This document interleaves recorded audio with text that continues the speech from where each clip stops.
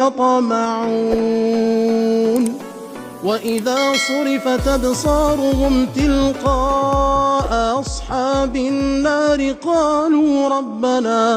قالوا ربنا لا تجعلنا مع القوم الظالمين.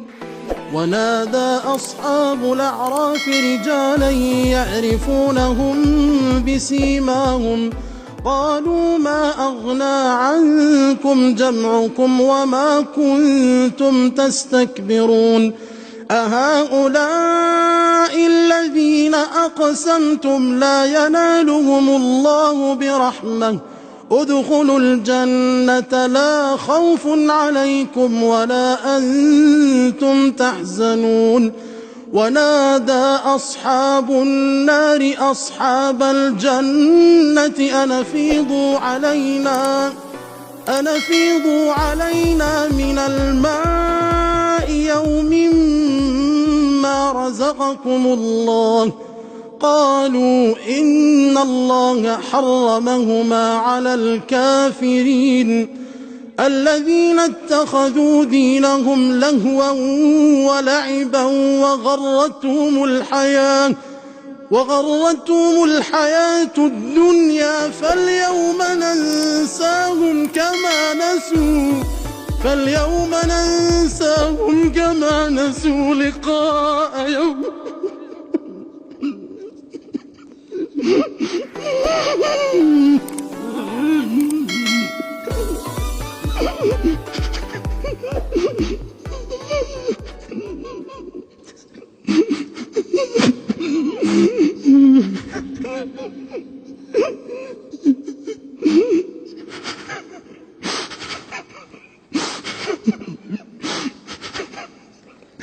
فاليوم ننساهم كما نسوا لقاء يومهم هذا وما كانوا بآياتنا يجحدون. ولقد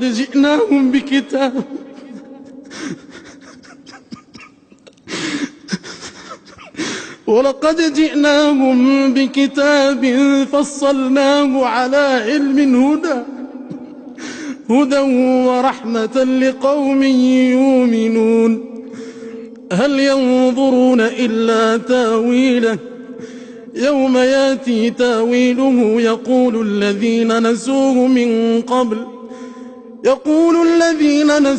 من قبل قد جاءت رسل ربنا بالحق فهل لنا من شفعاء فيشفعوا لنا أو نرد فنعمل غير الذي كنا نعمل قد خسروا أنفسهم وضل عنهم ما كانوا يفترون.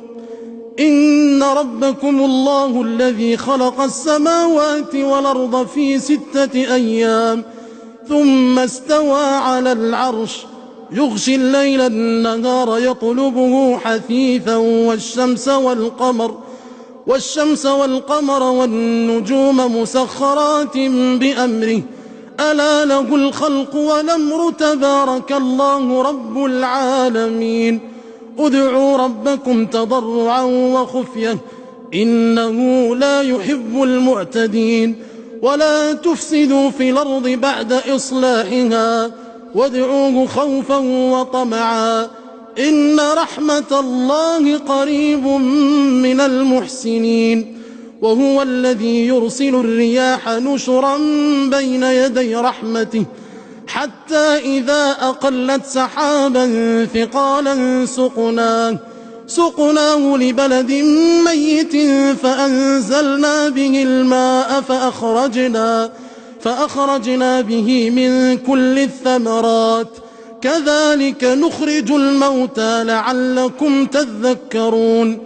والبلد الطيب يخرج نباته بإذن ربه والذي خبث لا يخرج إلا نكدا كذلك نصرف الآيات لقوم يشكرون.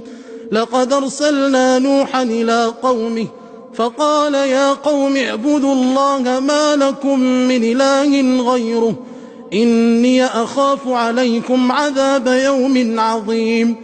قال الملأ من قومه إنا لنراك في ضلال مبين. قال يا قوم ليس بي ضلالة ولكني رسول من رب العالمين أبلغكم رسالات ربي وأنصح لكم وأعلم من الله ما لا تعلمون.